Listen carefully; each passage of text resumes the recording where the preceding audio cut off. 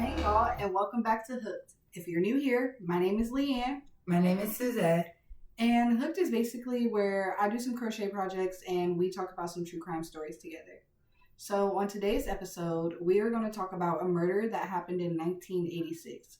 For years, it went unanswered. Little lie to meet up with a boyfriend turns into 13-year-old Cindy vanishing without a trace. Sit back and let us take you to a murder that led to an arrest 20 years later. Okay, as she stated, this story is about Cindy Zachariah.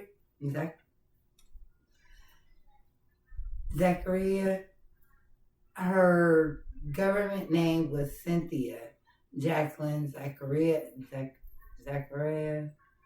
She was 13 years old, but she was from Eastpointe, Detroit, Michigan. She disappeared on April 20th, 1986, when she left home stating that she was going to meet up with friends at Dairy Queen, and then they were going to go to some type of church gathering. So when she did not come home that day or that night, parents, of course, got worried. They went to the police. But when they went, the police didn't treat it as something could be wrong because she was 13. 13-year-olds, they get beside themselves sometimes. So the police treated it more as a runaway instead of a homicide. But however, Cindy would never come home again. So, like I said, she told her parents that she was going to Dairy Queen. Once an investigation really started happening with her and everything, so now they know boyfriend. So with anything, even though she's only 13, of course they're gonna question the boyfriend, especially if the parents say that she left. The parents say who she left with. They tell the police, no, she actually was going to meet up with the boyfriend. Mm-hmm. So now do you understand? Yeah. Now we there, y'all, right? However, she never made it to the boyfriend's house. The boyfriend's dad, which his name is Arthur Nelson Ring, had kidnapped this baby. Later on, they end up going back because the case did go cold. No body, because they couldn't find the body. The body wasn't found. I'm gonna tell you why the body wasn't found, but there was no body. And usually, when prosecutors don't have a body, the last thing they really want to do is take a murder charge to trial, to jury, whatever, because there's no distinct evidence of anything being done. So, as this case went cold, one detective that kept on it, and this detective went out his way because he was going to make sure that Cynthia was going to be brought home. So, like I said, over years of an investigation, Mr. Arthur's name kept coming up in the investigation. They ended up finding out that he was the last one to actually seen Cindy alive. Then witnesses that also reported of him speaking of sexual acts towards her. And like I said, she was 13. You're a grown man, so... That was also your son's girlfriend. You fucking weirdo. Let's talk about that. You fucking weirdo. Right. Very weird. But, like I said, Detective Derek McLinigan?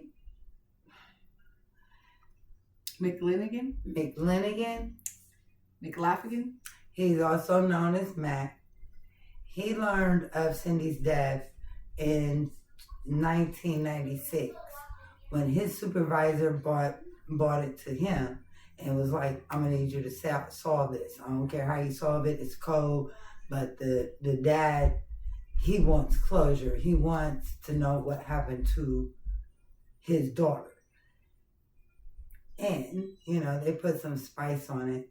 Blonde hair, blue eyes, softball, loving daughter. Mm-hmm. This so he can feel like what was supposed to be done. So Mr. Detective Mac, he started going back and really interviewing everybody again and started looking through the evidence. And like I said, Scott's dad, which is the boyfriend, kept coming back. But like I said, no case. But too much was starting to lead back to him. A lot of evidence.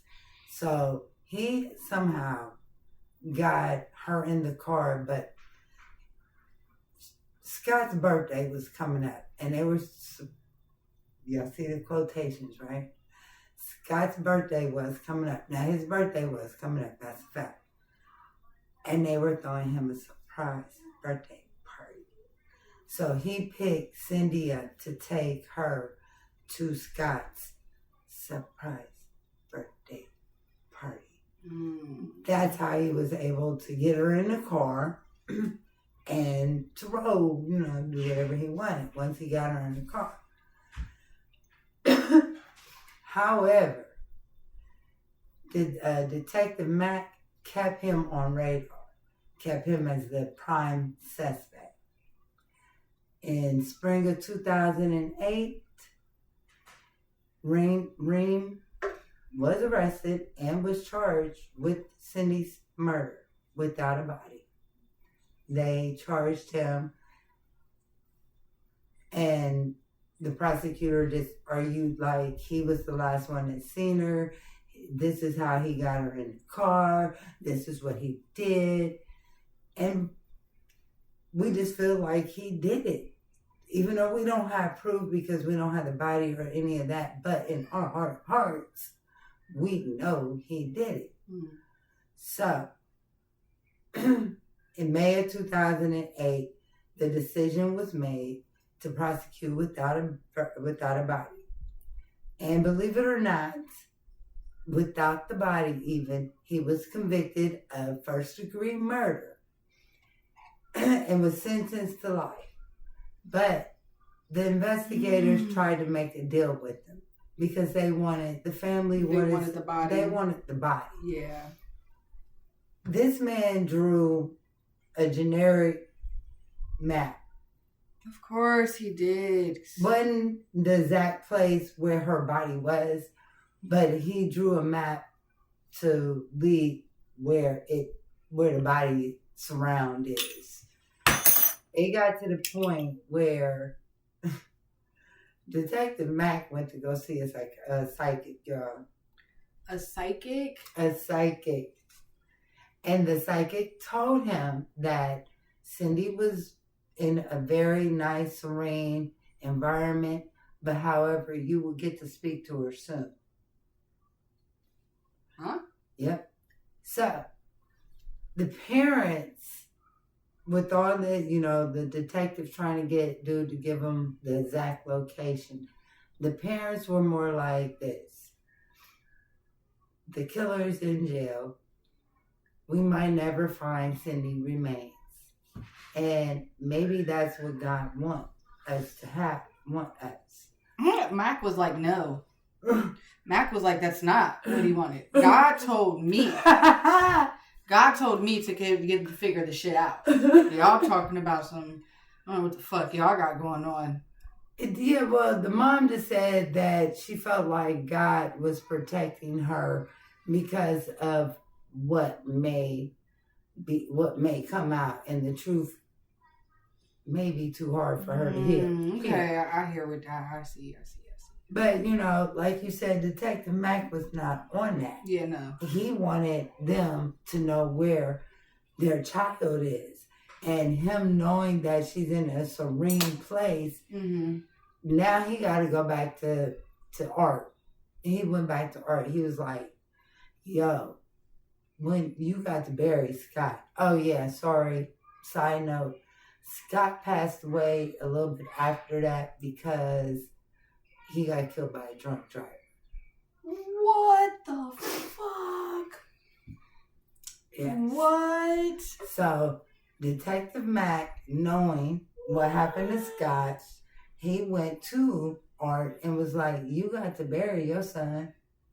You know what I mean? Like, wow. Why can't they have the same? Like, how would you feel if you never got to bury him?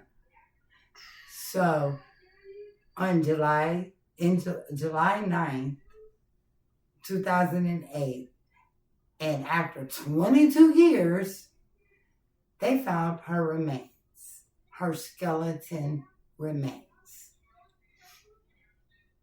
It was skeleton. That's all I really wanted to know. I didn't want to know what he did and how the whole thing that I'm knowing that you murdered her and you sexually molested her or you know what I'm trying to say. Sexually assaulted her. I didn't get into that. I didn't get into that because right there, that's enough. That's enough. You know what I mean? Fucking trifling. So, but even, 22 years later, the dad and the mom are happy that their child's remains was found. And they were able, the detective actually took them to the site because they wanted to go see it. So they took them and, They took them there? They took the parents where their child was buried. And like I said, it was next to a riverbank. So this 4-foot hole that he dug and put her body in, he put it, if that's what people want to believe, me personally, dude, you should have, whatever you did, how you did it, you could have dropped her off at the hospital. You know what I mean? You had already did the worst. I didn't ask you to bury my child. Right. But let me bring it back. But she had some understanding parents, because me. So they were happy that they felt like she had a peaceful burial or something, a peaceful gravesite or something? Yeah.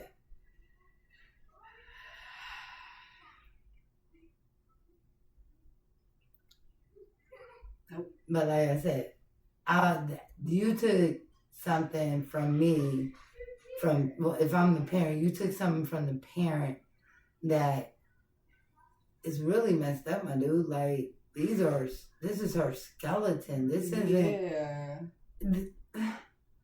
So, and even when they found the body and everything, they still had to do dental records and all that good stuff to make sure it was her. So, no. I am happy that, like I said, July 9th, 2008, the skeleton remains were found. After 22 years. That's crazy. Now, on the flip side, I'm going to play devil advocate, right, Charles? I'm going to play devil advocate. On the flip side. How did you even put yourself in a position that you was like, that you got caught?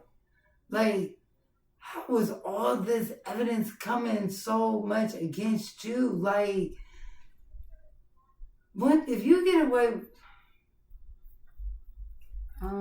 Because he was the last person to see her alive. No, but he was also bragging too. Like, when they talked to him, none of his shit wasn't adding up. He had a different story about everything when when the investigators questioned him. Like, Mac was like, okay, because Mac, like I said, Mac went back and looked at the original statements. Okay. And then he questioned dude again. your statements, They not matching. they not matching. And the truth is going to be the truth. Damn. Well, all I'm gonna say, you guys, along with the body, they also did find a lot of her belongings that belonged to her. So that was another way of how they found they knew it was her, because of some of the skeleton still had clothes. No. Wow. Okay. But like I said, I don't know what condition the body was in. I don't know about how. It was a skeleton. There wasn't. Yeah, but you do know that you can figure out how a person killed somebody by the skeleton, even with the skeleton remains. Not if it was like a flesh situation, right? I don't know. I've never killed anyone. If you killed me, if you choked me to death, this is going to be snapped somewhere. If you shot me, there's going to be a hole somewhere, even with the skeleton. No, you don't have to break someone's neck when you strangle them. You're cutting off their air passages. They still going to have something right here. Not on their skeleton. First, I don't even want to know how he killed her. So with all that, they did take the possibility of parole off of him, and he just got life with no parole. Yes, he should. What the world? But the fact that I understand that prosecutors have a job to do. Don't get me wrong. But I don't like when they make deals like, we'll give you a lesser, especially with a murder. Yeah, a child. Right, like, I'll do this if you just tell me where the body is. Like, no, because just like him. Dude. I feel like that was more of like the police more so wanting to know where the body is. I don't think that's more of them like, okay, I'm gonna give you a deal if you tell me. But it's more of like, okay, they've exhausted every other option, and the only other thing they can think of is to make some kind of deal with this person. That's true. And because I know for a fact that Mac was that map. He was trying off of that map. Yeah, he was trying off of that map, and he was trying probably all kinds of things. Like all kinds of things. They had all this new equipment to work off of, and all of this, and so I bet he was trying all kinds of things, and it was just like, damn, we can't. Like, we know where she is. So yes, and that's the part that that hurts the most. Like a lot of people.